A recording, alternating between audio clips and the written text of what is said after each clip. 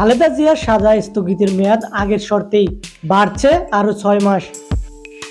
বিএনপির চেয়ারপারসন খালেদা জিয়ার সাজা স্থগিত করে মুক্তির মেয়াদ আরো 6 মাস বাড়ছে। সরকারের নির্বাহী আদেশের আগের মতোই 2 শর্তে সাজার মেয়াদ বাড়ছে। বিদেশে যেতে পারবে না ও ঢাকা থেকেই চিকিৎসা নিতে হবে। খালেদা জিয়ার সাজার স্থগিতের বিষয়ে মতামত দিয়েছে আইন মন্ত্রণালয়।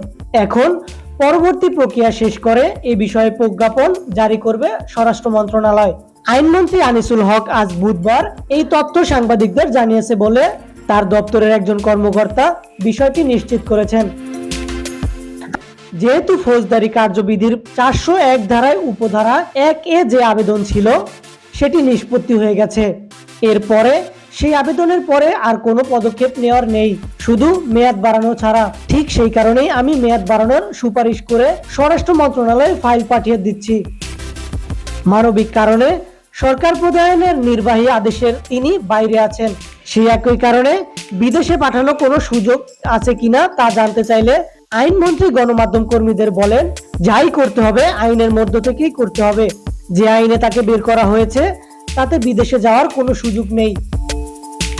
দুর্নীতির 2 মামলায় সাজাপ্রাপ্ত খালেদা জিয়া 2018 সালে 8 ফেব্রুয়ারি কারাবন্দী হন। 2 বছরের বেশি সময় কারাবন্দী ছিলেন সাবেক এই প্রধানমন্ত্রী।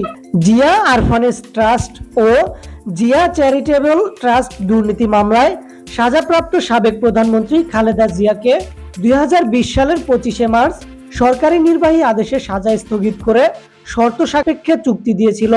এরপর 6 মাস পর আবেদনের পরিপ্রেক্ষিতে তার সাজা স্থগিত করে মুক্তির মেয়াদ বাড়াচ্ছে সরকার।